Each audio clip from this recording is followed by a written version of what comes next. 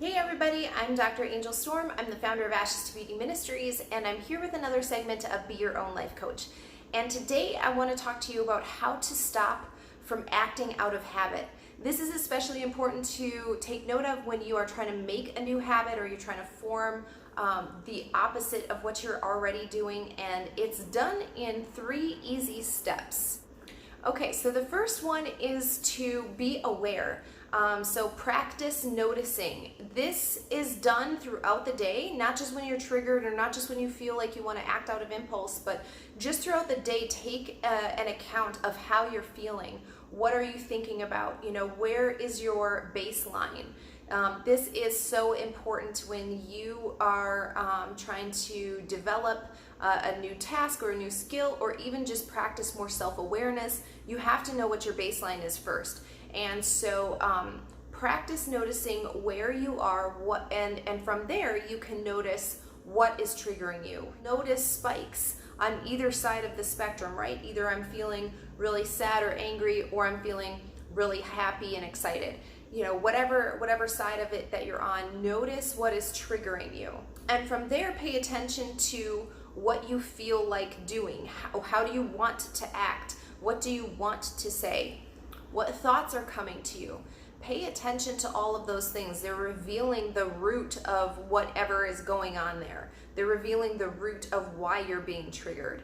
And so this can be uncomfortable for people at first, because you're going to have to sit with the feeling. And especially if it's a sad feeling or an anger, or you're feeling abandoned or neglected or something like that, it's an uncomfortable feeling to sit with.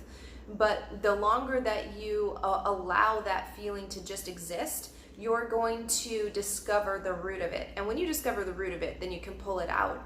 A lot of people just feel the feeling and then they run away from it, and so that thing is free to grow there, it's free to flourish, it's free to control their lives actually. So practice being aware.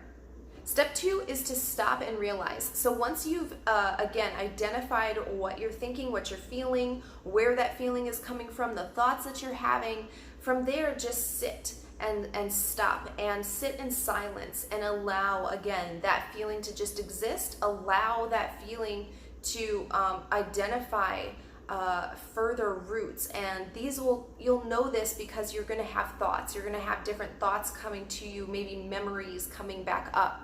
And from there you can kind of trace, okay, when I have these thoughts, I get this feeling, I want to react this way. It is showing you the pattern that you're doing, and from there you're going to be able to take a real look, an objective look at your habits and how you react to situations, and be honest with yourself about this, because some habits don't serve us.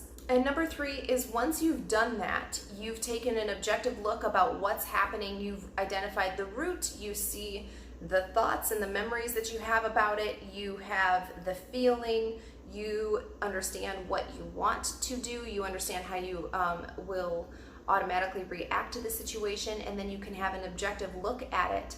The third thing to do is to reassess and then respond. And what I mean by that is, what is your intention in this situation? If this requires a conversation with a person, if this requires maybe just sitting down and journaling or writing a letter that you don't ever send, but just getting your own feelings out there, whatever it requires, understanding that, because you want to know what's your intention with this feeling, with this thought, with this memory, with this habit, and then also choosing how to respond.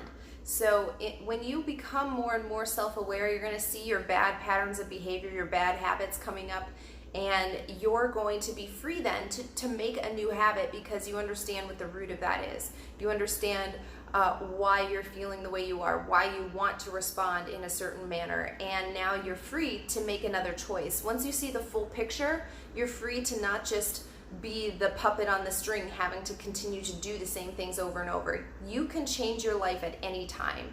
And so I hope these 3 tips helped you understand how to stop acting from habit and how to make new habits. I'm Dr. Angel Storm again, and if you haven't already, be sure to subscribe to my channel below.